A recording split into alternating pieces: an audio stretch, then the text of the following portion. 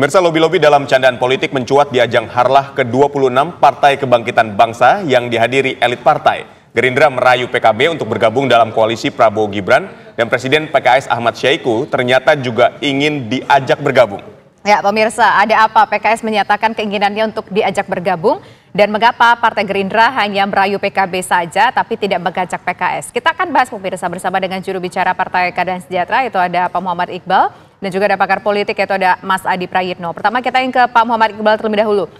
Kenapa sih PKS menyatakan mau dong diajak gabung juga masuk koalisi Prabowo Gibran? Alasan utamanya apa? Saya lagi jawabnya dengan pantun aja lah. Apa tuh pantunnya? Lagi berjalan ke Sleman, pulangnya lewat Candi Prambanan. Cakep. Ke Presiden Hana Candaan bukan berarti masuk kekuasaan. Jadi artinya? Jadi sebenarnya artinya apa? PKS itu punya hubungan khusus sama Prabowo. Kalau mau masuk nggak begitu caranya.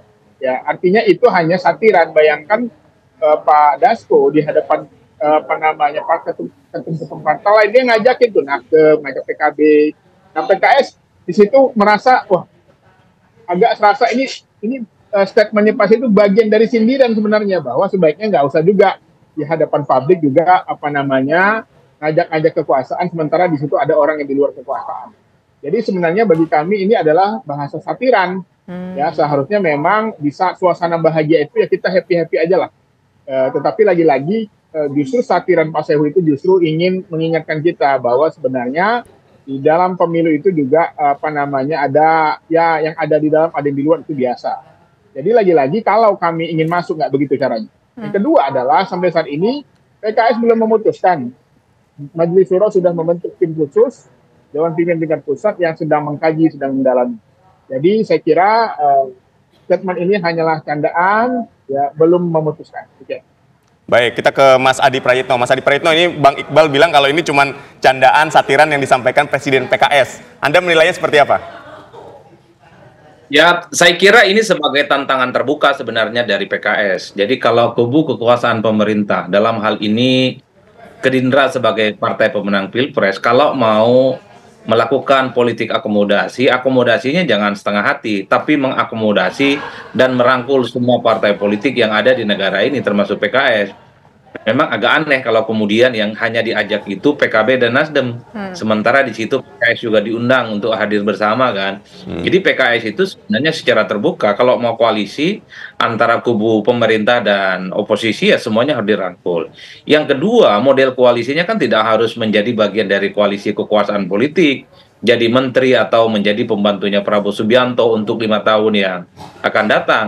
Di penggalan pernyataan dari Presiden PKS kan mengatakan bahwa presidennya sudah Prabowo dari Gerindra, maka biarkan PKS kemudian mengusung Anies untuk menang di Jakarta. Ini kan sebenarnya ingin berbagi jatah politik. Sudahlah Pilpresnya itu menang Gerindra, untuk Jakarta ini karena jagoan dari PKS, usung Anies sama Gerindra dan PKS, ya maka diberikanlah kemudahan untuk memenangkan pertarungan itu di Jakarta. Karena sebenarnya elit-elit politik kita di negara ini saling mengakomodasi satu sama yang lain. Ada kecenderungan di 2024 ini bagian dari rekonsiliasi politik supaya pilkada-pilkada itu jagoan-jagoan yang diusung ini tergantung kesepakatan elit. Misalnya PKS juga akan menyatakan dukungan politik misalnya dalam tanda kutip kepada Prabowo, tapi tidak harus menjadi bagian dari kekuasaan.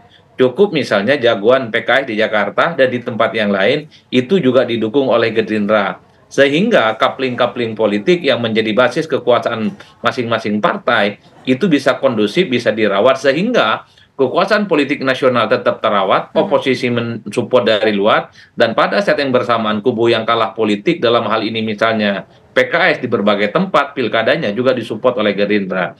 Jadi ini tantangan terbuka, jangan sampai istilah politik merangkul hanya sebatas omongan, tapi di berbagai tempat saling bersaing satu sama yang lain. Kan itu yang sebenarnya kalau kita menangkapnya dari jauh, Tisa. Oke, baik, sekarang coba kita konfirmasi ke Pak Iqbal, ke Bang Iqbal. Jadi sebenarnya walaupun nggak mau bergabung secara kekuasaan di level pemerintah pusat, ya kita saling rangkul lah. Dukunglah PKS dalam pilkada. Apakah itu salah satunya poinnya seperti yang disampaikan Mas Adi tadi? Ya, saya kira memang dalam konteks pilkada memang sedikit berbeda. Karena memang pilkada kita memilih kepala desa, Yang kepentingan juga adalah kepentingan daerah. Dan tidak semua calon yang maju juga adalah kader partai, ada profesional, ada akademisi, ada pengusaha. Jadi saya kira dalam konteks pilkada, hampir dipastikan kami berkoalisi dengan semua partai di berbagai tempat.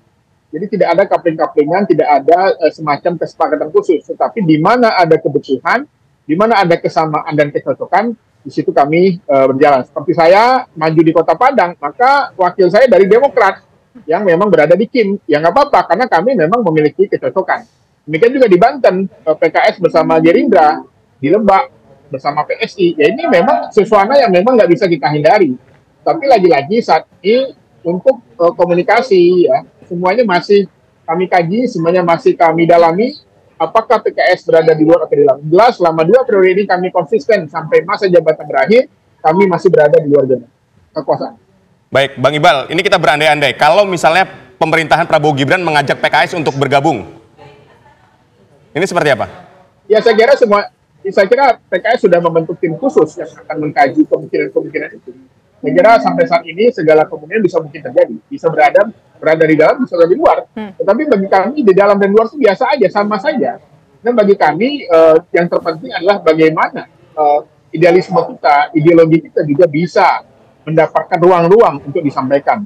Karena setiap partai tentu saja punya visi dan misi. Ini anggaran dasar rumah tangga. Dan tentu saja kebijakan-kebijakan yang sesuai dengan kebijakan partai. Jadi kami saat ini terus mengamati, terus mengkaji, dan kami ingin menuntaskan dahulu masa 2 periode Pak Jokowi ini, dan kami sudah membuktikan bahwa sampai saat ini kami tetap konsisten berada di luar.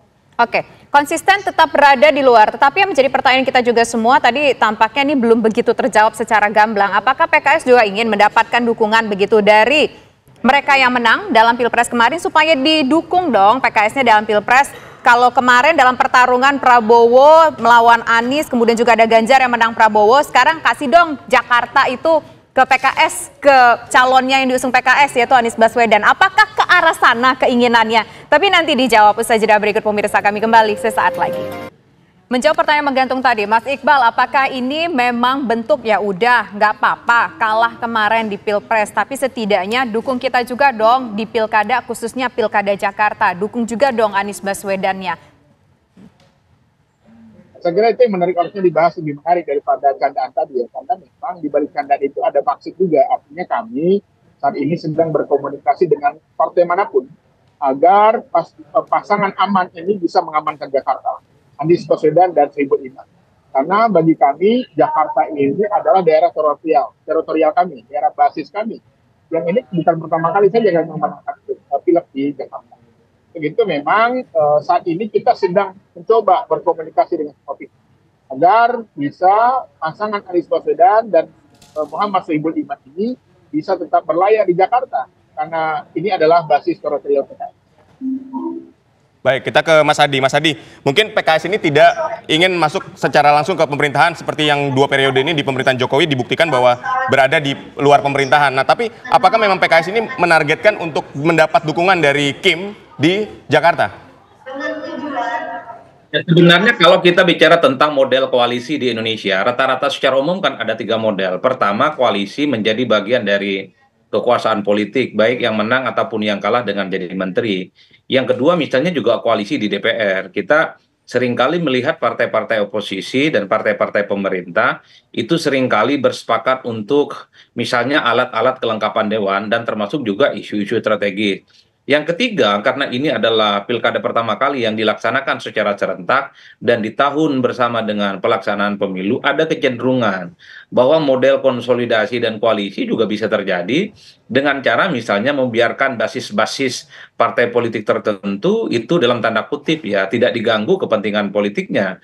PKS ini kan salah satu basisnya ada di misalnya ada di Jakarta, ada di Depok dan ada di Sumbar.